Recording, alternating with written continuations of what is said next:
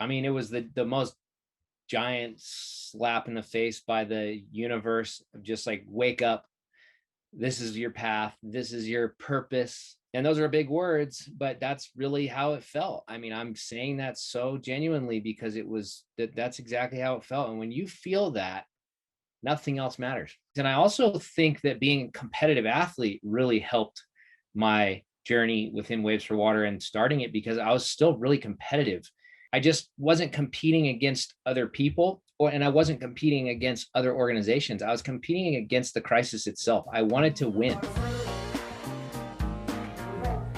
Generation Z are really earnestly interested in corporations having a sense of purpose and not just doing a show of it, but seeing it run, like a red thread through the whole organization.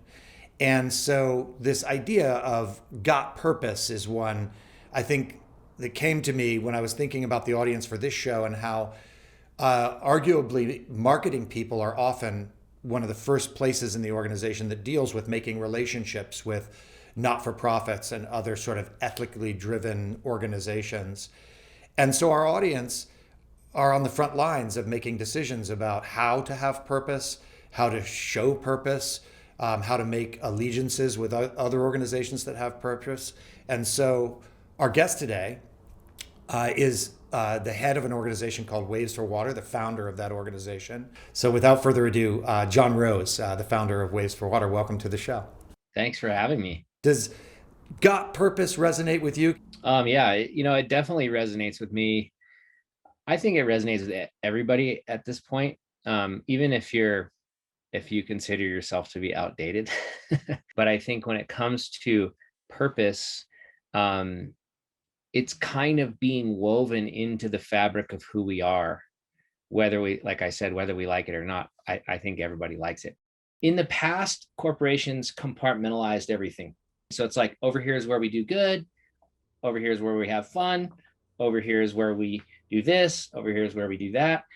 It's not very productive, to be honest, because then you got these silos, and the reality is, like somebody like Patagonia, they just weave that mentality, approach, philosophy, and action all into the fabric of their brand, and don't even need to talk about it because they're known for it. Because when you truly integrate, when you truly bring all those pieces and all those factions together, you just become known for doing that.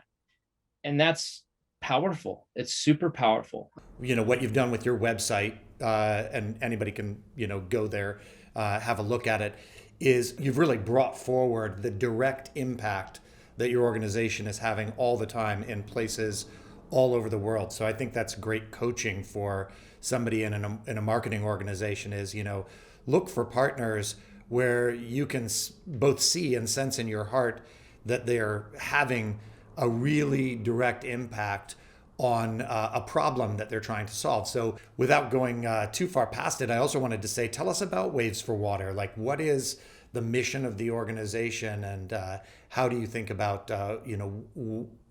describing to people exactly what you do? Yeah, I mean, super straightforward what we do. So we are a humanitarian aid organization, international humanitarian aid organization that provides access to clean drinking water for developing communities and disaster zones around the world. So super laser focused.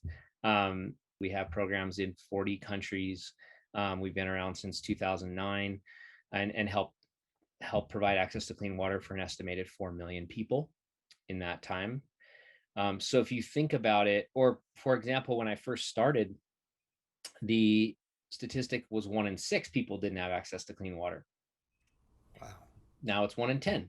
So that's progress. That is tangible progress. You can feel that, you can touch it. It's a real thing. Like, those are numbers that are changing. And so again, there's no questions that don't have answers when it comes to the global water crisis. It's not a question of technology, it's a question of access. The way you lay it out and the way that it's so clear to you, you sound like, you might have gone to school to be a, public policy wonk, and then have, figured out how to work inside of NGOs and No, no, no, no, no, no, no. And I know that that's not your background. Tell me your origin story. Like, how did John Rose end up sitting at the helm of Waves for Water? You're exactly right. I did not come up through the traditional ranks in the NGO space.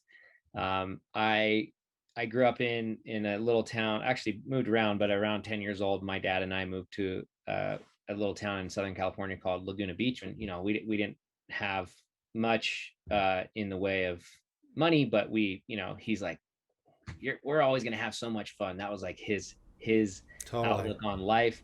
He was not wrong. We had a lot of fun, and you make it work. And so we had um this little studio. I slept on the couch, he slept on the bed in the same room, but we were a block from the beach. And another really smart thing he did was say, okay, I get off work at 5 p.m. When you get off school, go to the beach, and just that'll be like the free babysitter. We're not going to have a babysitter, so let's have them go down to the beach. So I went down to the beach every day and got adopted by that local crew in Laguna and started surfing and just fell in love with it, and it became my greatest passion, my honestly my purpose. I was so laser focused and so determined and committed to become a pro surfer, and I did. And it became my livelihood for 13 years. I had a really awesome chapter of my life. I picked the water cause because it seemed solvable to a non-expert like myself, a totally untrained person in that space. I just said, look, I have no expertise in this field, but I do have expertise in moving through the world. Like I was good at being out there in the world. I had been out on the road since I was 16. I was good at navigating culture and community, and I can move through the world. And I think there are solutions that exist, and there's people that need them, and they don't know each other. So let's just be this bridge, right? And that was the initial inception of Waves for Water, and it was very simple and honest and innocent. So I bought 10 water filters with my own money, went to Indonesia to launch it. I was going to go to this village I had been to many times before and teach them how to use these filter systems and call it a day, call it Waves for Water, And before I was able to get to that village, I was caught in a 7.2 earthquake, and it hit right in the town that I was in, Padang, which is the capital city of Sumatra.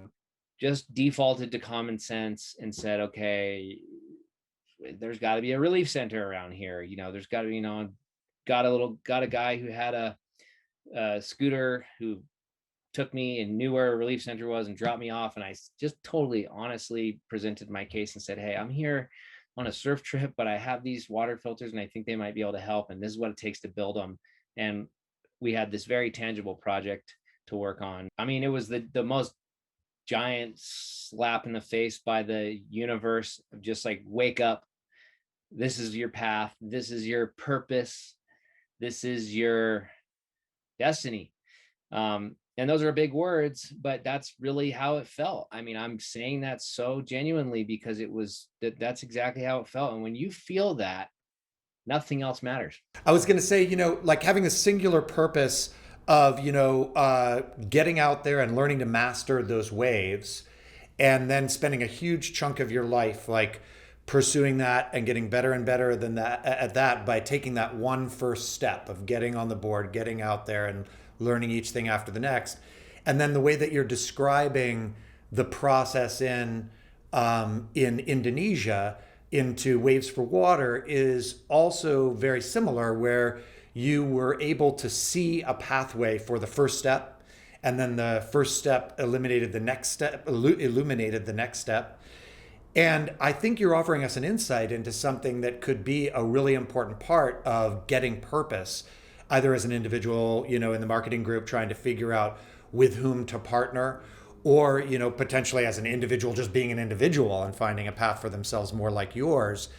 It's about, can you see a first step? What you just described in terms of like finding your purpose is also literally the answer to problem solving. And I think somebody, when you're lost in all this obligation, that's the opposite of that.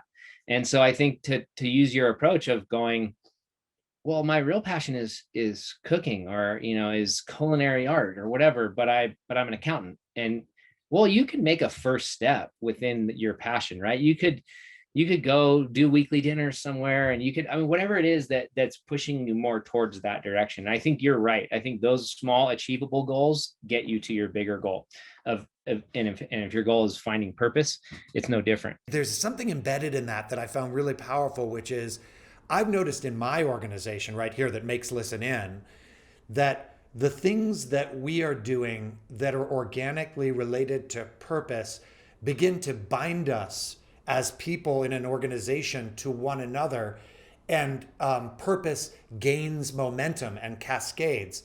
And the organization actually becomes better as an organization at the same time that it's solving, the global water crisis, which is like, that kind of blows my mind. Totally.